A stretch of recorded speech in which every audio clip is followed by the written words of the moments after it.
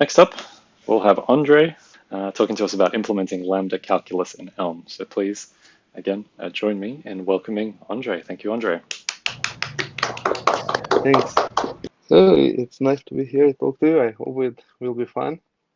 I have a special setup, so I'm using my iPad and connecting to my computer via SSH. So I hope it works, but I cannot have a camera and screen share at the same time.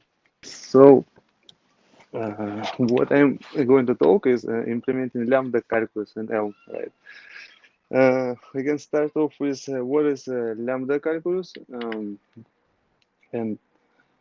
well, the Lambda calculus, right, is the uh, formal system in mathematical logic for expressing computation based on function abstraction, right? It was developed by Alonzo Church.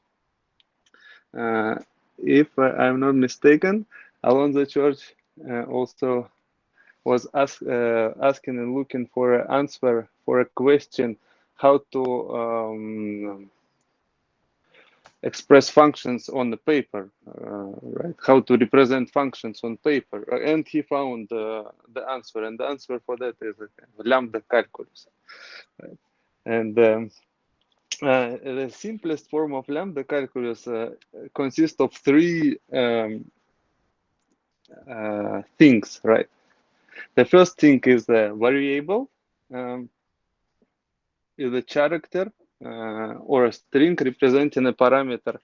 And then the second thing is abstraction, is the function definition, is the way we write a function. It starts with a lambda, and then after lambda there are variables and dot, and after dot is a body of lambda, right? And the third thing is application, when we apply a function to an argument. And that is it. So that is what we're going to implement today. And see if it's going to be fun or not. Yeah. So here is the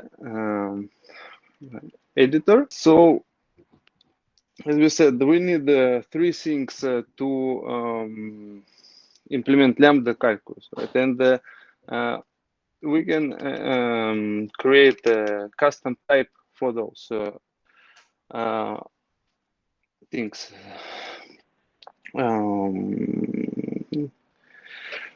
The type will be called expression, right? Or a short three first letters exp. So expression would contain variables, then lambdas, and application. So what does a variable need? What do variable have? Right, and the wiki says that variable has a character or a string representing a parameter. So what we will do, we will add a parameter to our variable, which will be a string.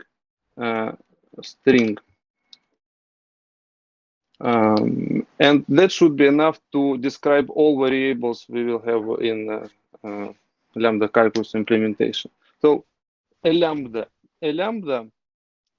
is a function definition, where on the left side we have the variable name, and on the right side we have body of the lambda. And so we can implement lambda as a variable name. For variable name we use strings, and for value of the body we use expression, right? Lambda can have any body.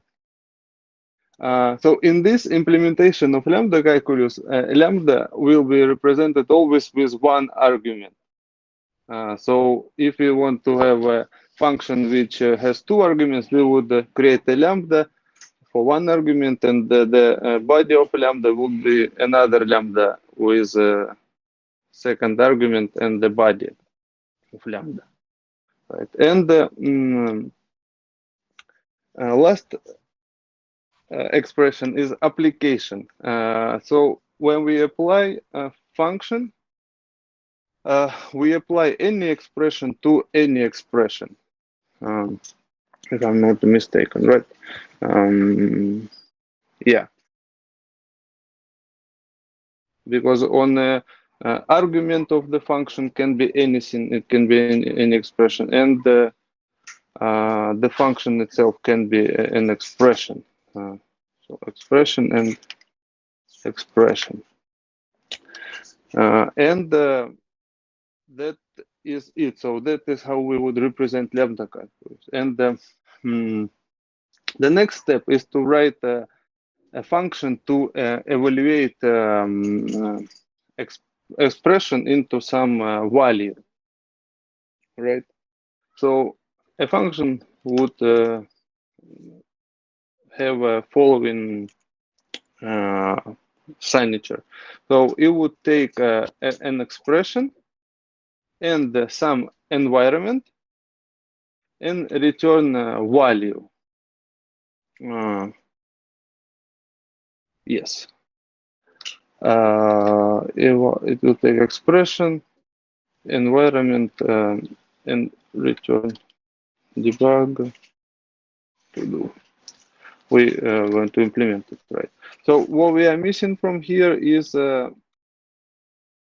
definition of environment and value. Environment actually can be anything, but for the sake of simple example, we can use dictionary as an environment. So to what we'll do next is we'll define alias for environment, which will be a dictionary with strings and values. And what we are missing next is a value. What is a value? And the values can be anything we want, right? So it can be integers, for integers, strings,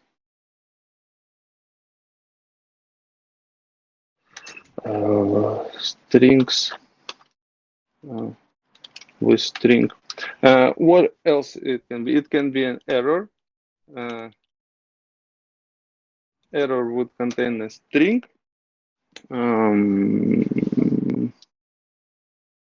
And the rest we would add on the way.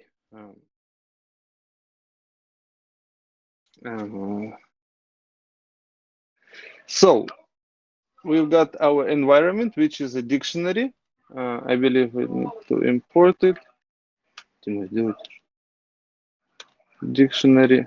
And yeah, values. So let's continue with eval function. For eval when we going to evaluate expression, we are going to pattern match on what expression is, right? First, here is an expression of if it's variable with a name, then we are going to do something.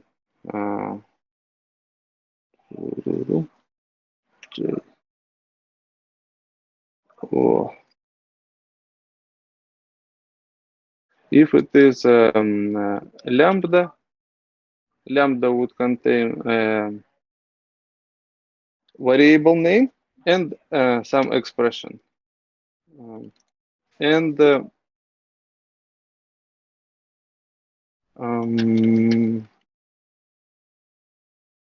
oops.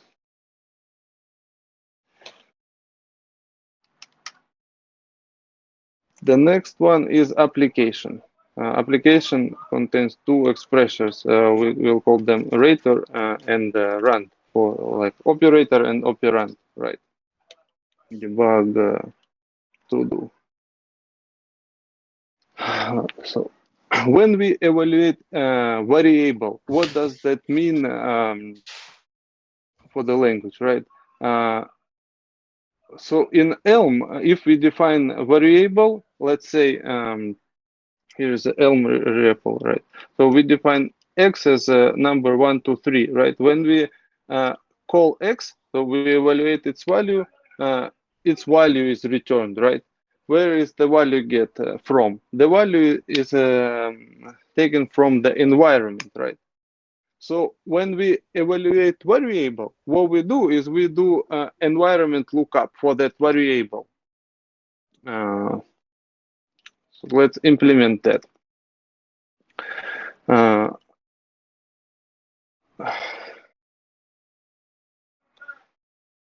what we are saying is that we are going to do dict.get. Here is where the dict shines because we can just call dict.get by variable name, right? And we get the variable name from current environment. And if that's going to fail, dict with default, so default value would be error. Variable is not defined. The famous error, right, from JavaScript, not defined. Right. Uh, Variables are easy. So what are lambdas? When we evaluate lambda, what value do we get here? From so mm, when we create a lambda, what is returned for us is the function, or actually closure for that lambda, right? So if you define y to be lambda x, x, x cannot be shadowed like that. Then y is the function, and how we can implement is by we can implement it by adding actually one more value, which will be a closure. Short name would be CLC, like closure. So a closure would be would contain a variable name, expression, the body of the lambda function, right, and environment. So when we apply lambda, we got a closure back. Closure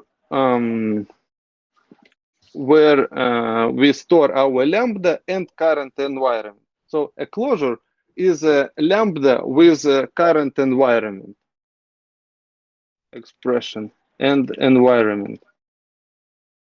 And the last part is missing here. How do we apply one expression into another expression? So since application contains two expressions, we need to evaluate those expressions, right? And do a function call afterwards. So what we are going to do, we are going to implement the call function and evaluate both operator and operand, right? We evaluate operator with current environment. We evaluate rand operand with current environment, and that would be it. Now, what is left is implementation of the call function. A call function a call function.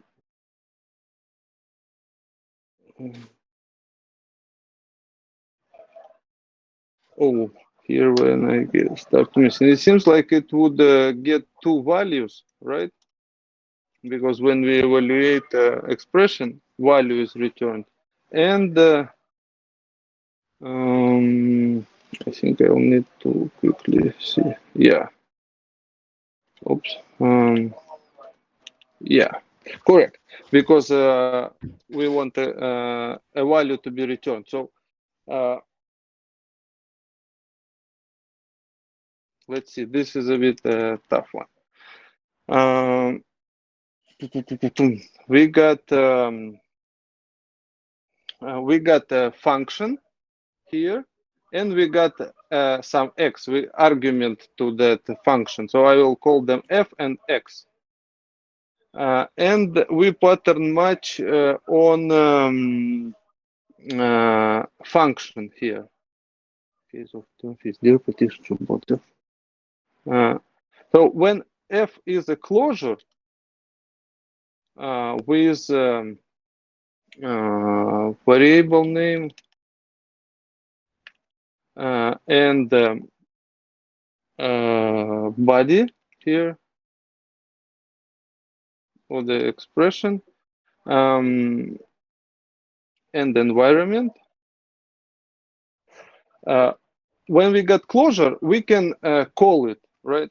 What does the call mean? The call means that we evaluate body and extend current environment with variable from the closure. So we evaluate expression and extend environment. To extend environment, we can use dict insert. We insert a name.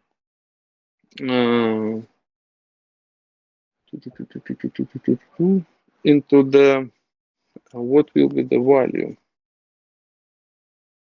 into the environment, and the value will be x. X. So our call function received a function and argument to that function. When function is a closure, we can evaluate its body and extend environment with argument which was used to call the function. And if we got something else, that means we return an error with a message. I can call only functions.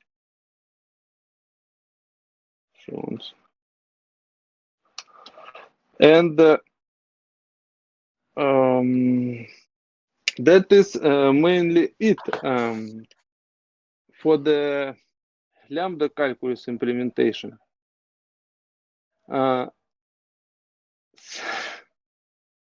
Yeah, some people, we can test what it can do. If we import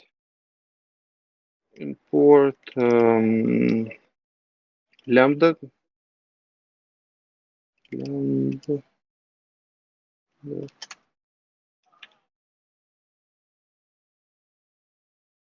Into the REPL, yeah, it says something that dict is not defined. Oops.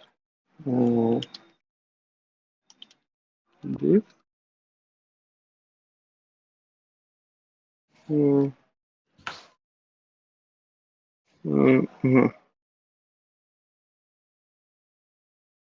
Expression. Okay, I see where I get the name collision. So this would be called as body. Lambda has a variable name and body. Let's see. With default. Yeah. The function is called maybe with default. Dict get returns maybe. Change word. Maybe with default. Yeah, it's simply it's now imported successfully. So we can test what we can test here. We can test what evaluation of variable was with empty environment will be. So we create a variable x and use dict empty as empty environment, empty, right? When we evaluate it, I also need to import dict here.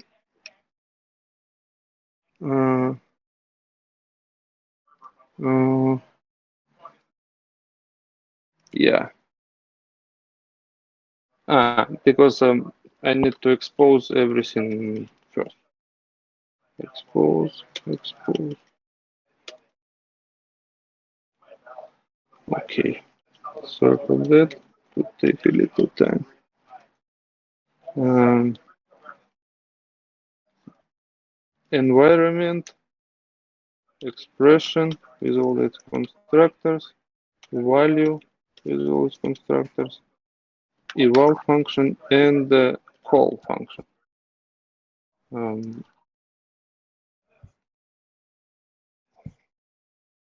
yeah, so when we evaluate the value or to get the value expression to get the value of variable x with empty dictionary, we get that variable not found, right? And if we put something into the dictionary, like dict singleton, so value of x would be integer 1, 2, 3. When we evaluate that, we got the value of x is integer 1, 2, 3, right? So we did the variable lookup and got its value from the environment. The same for the lambda. If it's check really quick, when we create the lambda, we can say that lambda x and the body of lambda function would be variable x. So that creates a closure with variable x. The body of the closure is also a lookup of variable x, and environment is empty. This is the analog of identity function, right? It's a lambda with one argument which returns the value of that argument. And what we can do, we can create identity function for that. Lambda x variable x.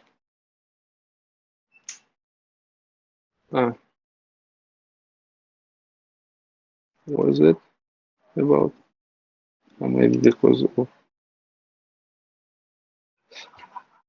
I don't know. Yeah, I wanted to make it variable.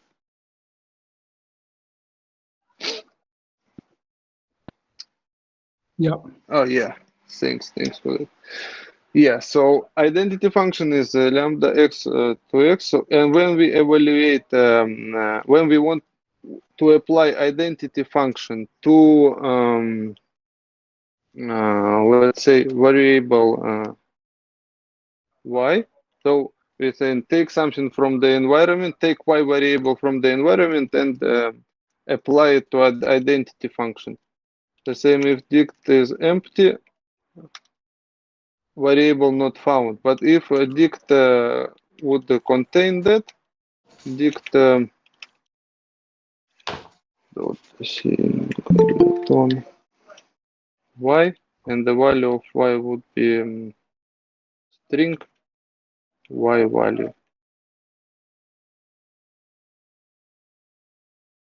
Yep. So we got back the string y value. What we did essentially is we called the lambda lambda x with y value. Right. It did not work that way. That was mainly what I wanted to share today. Some people call this the most beautiful program ever written because it's the kind of smallest program which is absolutely Turing complete, and you can implement any program with this start, right? Okay, amazing. Please first join me in thanking Andrey for doing a live coding. It's always risky. Yeah. Very cool Really to see. amazing, Andrey.